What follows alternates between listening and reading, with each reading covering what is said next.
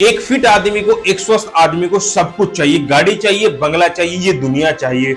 और जो अनफिट आदमी है, अस्वस्थ आदमी है, उसको सिर्फ एक ही चीज चाहिए होती है, वो है सेहत। हेल्थ एक ऐसी चीज है जिसकी वैल्यू हमें जाने के बाद पता चलती है। भारत में 70% लोग गरीबी से केवल एक बीमारी दूर है। क्यों बीमारी लोगों को गरीब कैसे कर देती है? दो काम करती है। बीमारी जैसे ही आती है या कोई एक्सीडेंट के कारण कोई व्यक्ति फिजिकली चैलेंज हो जाता है तो दो चीज होती है। सबसे पहले तो इनकम तुरंत बंद हो जाती है। अगर उसका एक्सीडेंट हो गया तो एकदम बेड पे आ जाएगा। अगर वो बिजनेस कर रहा है तो उसका बिजनेस तुरंत बंद हो जाएगा। अगर जॉब कर रहा है तो उसकी सैलरी कट कर आएगी। बीमारी और मौत कब आ जाए किसी को नहीं पता, इसलिए हर एक व्यक्ति को health insurance and term plan जरूर कराना चाहिए। अगर आपने अभी तक नहीं करवाया है तो सबसे पहले जाकर हेल्थ इंश्योरेंस करवा ले।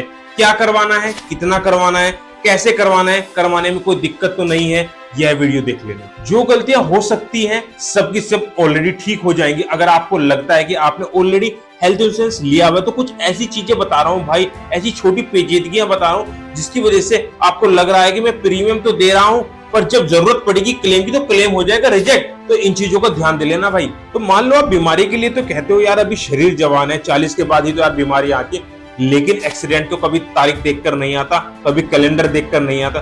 तो भैया आजकल मैं आपको बता दूं बीमारी भी बहुत अपडेटेड हो गई है। जो 60 में बीमारियां आती थी वो अब 40 में आने लगी। जो 40 में बीमारियां आती थी वो 20 में आ गई, क्योंकि लाइफ स्टाइल हमारा एकदम डिफरेंट हो गया है। हवा पोल्यूटेड हो गई है, पानी पोल्यूटेड हो गया है। तो भाई साहब कब तक बचोगे बीमारियों से? जल्दी से जल्दी अभी के अभी हेल्थ इंश्योरेंस ले लो सबसे पहले। सेकंड गलती, हेल्थ इंश्योरेंस में झूठ बोलने की गलती। झूठ बोलना मतलब जब भी आप हेल्थ इंश्योरेंस लेने जाओगे तो आपसे कुछ बेसिक क्वेश्चंस पूछे जाएंगे, आपके चेकअप होगा।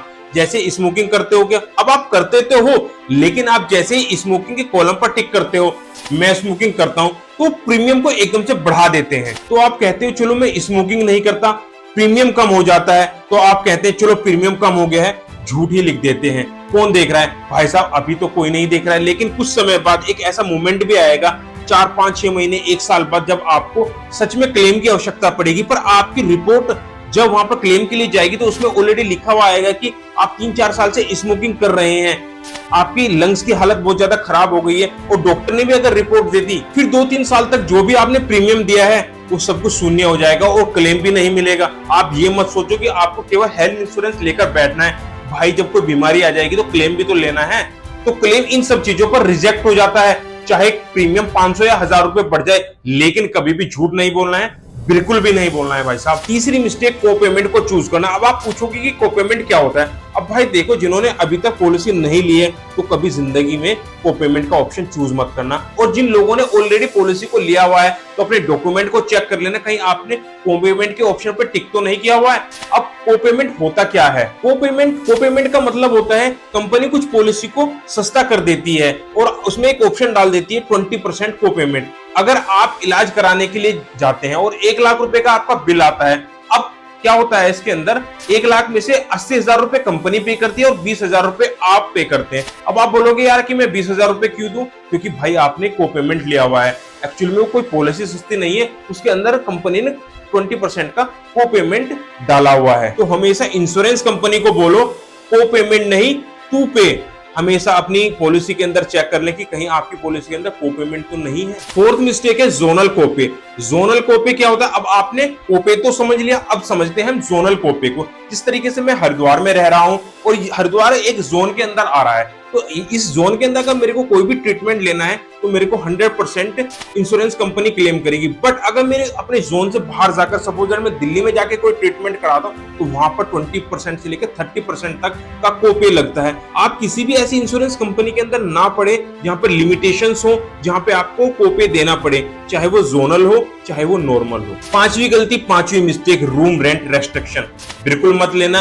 ये क्या होता है? आप बोलोगे पॉलिसी लेते समय छोटे छोटे महीन अक्षरों में लिखा हुआ होता है, ध्यान से पढ़ा करो। रूम रेंट रेस्ट्रिक्शन, ये छोटी छोटी चीजें कई लोगों को ये होता है कि कई लोग कहते हैं कि जो आपका सम इंश्योर्ड है उससे 1% से ज्यादा का रूम रेंट नहीं होता। बहुत सारी पॉलिसी में ऐसा मेंशन भी होता है। मान लो आपके पास टोटल 5 लाख का सम इंश्योरेंस है या सम इंश्योर्ड है तो आपका रूम रेंट केवल 5,000 से ऊपर नहीं होना चाहिए। यानी 5,000 के रूम में रहकर ही आपको अपना इलाज कराना है। अगर आपका कभी मन होता है कि मुझे अच्छे हॉस्पिटल में जाकर इलाज कराना है और वहां का रेंट अगर 10,000 रुपए है तो आप सोचते हैं कि 5,000 ही तो ज्यादा है यार, कोई बात नहीं मैं अपनी पॉकेट से दे दूंगा। अगर आप किसी हॉस्पिटल में 5 दिन तक एडमिट हो गए हैं और 5 दिन का 25,000 रुपए बनता है, सिंपल है? इतना सिंपल नहीं है भाई। 5 दिन के बाद अगर बिल आता है 4 लाख रुपए तो आप बोलोगे 3,75,000 रुपए इंश्योरेंस कंपनी पे कर देगी, बाकी के 25,000 रुपए मैं पे कर दूंगा। रुको भाई साहब, वो बोलेंगे रूम रेस्ट्रिक्शन का मतलब होता है हमने आपको कहा था कि 5,000 के रूम में रहकर ही आपको इलाज कराना,